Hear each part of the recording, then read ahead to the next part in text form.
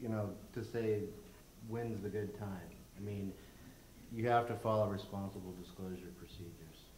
Discussing security vulnerabilities is a good thing. You know, having a public forum about identifying very important vulnerabilities to grid are important. It gets people out of their blankets and gets them talking and gets a little bit of awareness, and it might be painful. Certainly is for some of the pen testers often, but it is necessary to drive better security through the industry. And from a perspective of a company who gets paid to do research for a vendor, you know, non-disclosure agreements are in effect. And you know, if you have those agreements and you're paying somebody to do this research for you, they're going to adhere to, if they're a responsible corporation, they're going to adhere to those non-disclosure agreements and work with their client to not only identify the problems but address them as well. And on the vendor side of it, just because, you know, it's not that we do not want to hear about vulnerabilities. Absolutely, we need to hear about vulnerabilities. We need to hear about it from these guys before we hear about it from somebody overseas.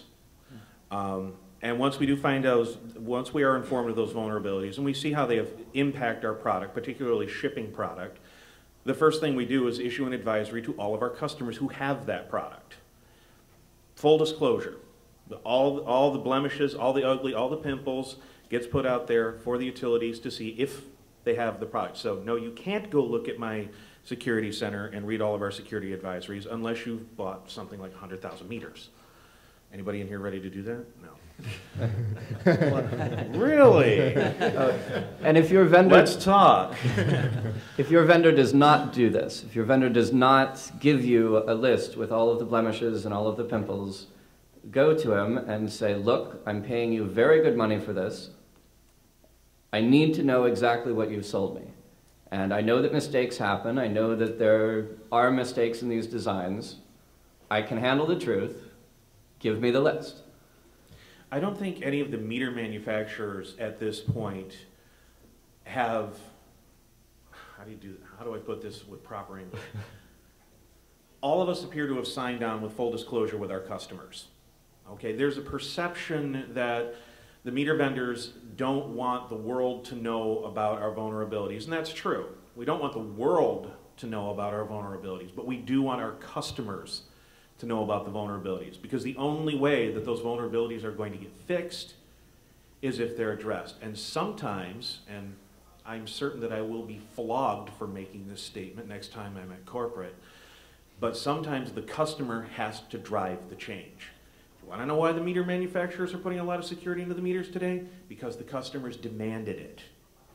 It became a commercial need at that point, and the only way that security can continue to be a commercial need both for the meter manufacturers and for the utilities is if the people who use the equipment know what's wrong with it and demand that it be fixed. Right? Thanks, Gabe. Brian Owen, OSI Soft, and I guess just a short comment on the topic of disclosure. I'm really glad that you guys publish what you do and get the information out there. I'm a consumer of it all, really appreciate that.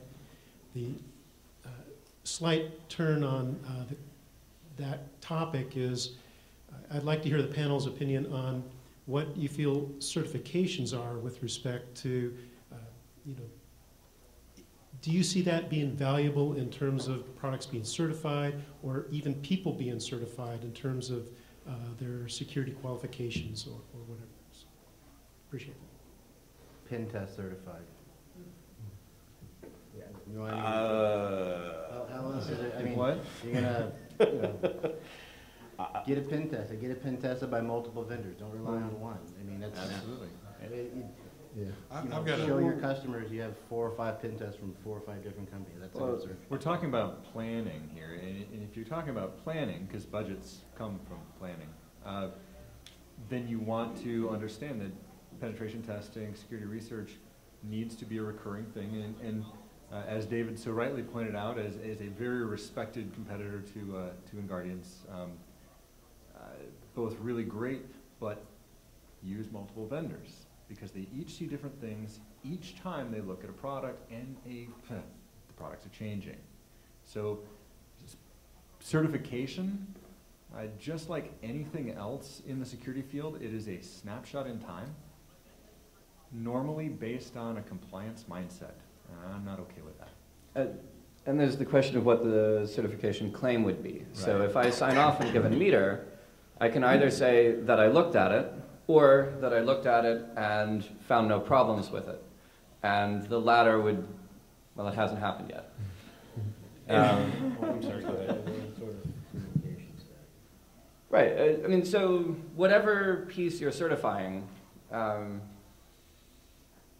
mean, a certification is not going to be holistic. A pen test, we get paid not to find the one way in. We get paid to find all of the ways in.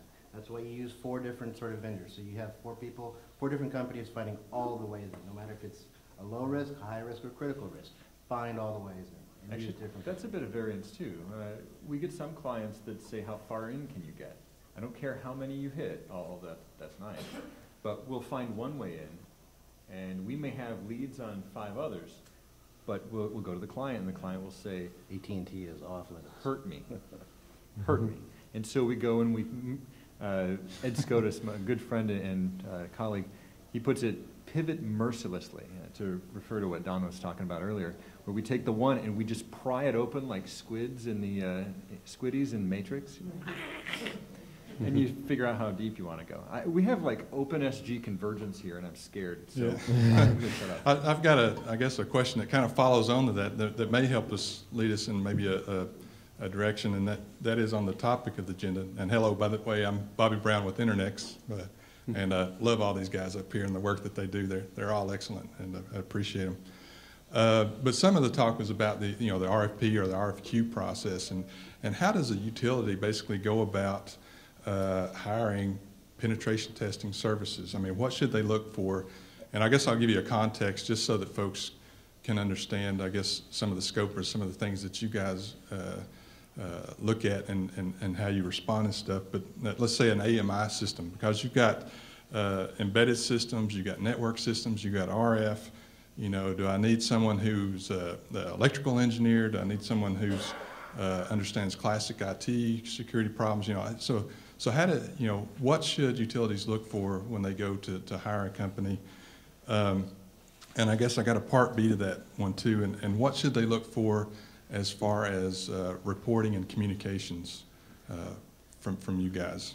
As a consumer, I can tell you that one of the problems that's come up in this industry, because security in the power space, particularly at the retail level, is new. So there aren't a lot of people who know what they're doing. Everybody's jumping on board. I want to get a piece of the stimulus money. Hey, guess what? We penetration test smart meters. We certify smart meters. I love that one. By the way, to the certification question, certification in this field is bunk, and it's not useful at this point. There are a couple places that are offering certifications, but they don't really clarify what they're certifying. And it's because this industry hasn't, first of all, you can't certify security. Sure, you can certify that a meter will measure power in a consistent fashion, and you can meet ANSI standards and so forth. That's not security certification. I've heard a lot of references to there needs to be a United Laboratories, a UL certification for security. It's not going to happen. Okay? Get over that. The only way that you're going to ensure that your system is secure is to keep pounding on the doors. Okay? As far as what to look for in a penetration testing vendor, there's a reason these 4 guys are up here. And that's because every one of them demonstrated initiative at the beginning of this process. InGuardians has been consulting in this field for some time with the utilities. IOActive is famous for the 2009 meter demonstration at Black Hat. Certainly got my attention. Travis, I think half what the can you people say in this about room Travis? were at that. 25 minutes without bringing it up. Travis carries his own reputation, and as a consumer of these services, I've been approached by a number of different entities, I'll just call them, and individuals who claim to be the hottest thing in the world when it comes to penetration testing on meters. I ask them a couple questions about the fundamentals of embedded systems, and the whole thing falls apart. Some of these companies cease to exist within 2-3 months because everybody realizes that they're selling snake oil. So from a manufacturer's standpoint, experience. Look for an organization that you've heard of. Yes, it's going to be much harder going forward for new organizations to get traction in this space. Most of them are going to wind up being companies that bud off from these guys. You know, an experienced penetration tester is going to be able to say, yes, I used to work for InGuardians or IOActive or Radiant Machines or what have you, and I have this experience, and here's my new company. It's going to be based on their personal reputation. If you bring in somebody new, you are going to be paying them substantial sums of money to learn, and my recommendation is leverage our investment. We've already paid a lot of these organizations unholy sums of money in many cases. Clearly, I'm in the wrong business, apparently. To learn this stuff, so they don't have to relearn it. Another point that David was making that I would like to amplify is cooperative testing. Utility can spend money X. Vendor can spend money X. If you cooperate and you apply 2 times X to the same problem, you get twice as much for your money.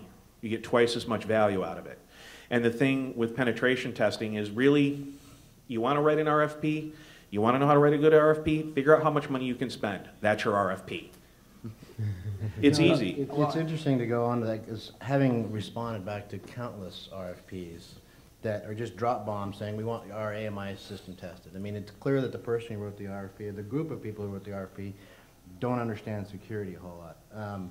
I would, or even the embedded systems of the meters themselves. It can be a challenge. One of the things, that his point is, approach the vendors, approach who you're gonna, the meter that you're gonna test. Approach them first and talk about the threat objectives. What are your guys' threat objectives? Understand the threat objectives.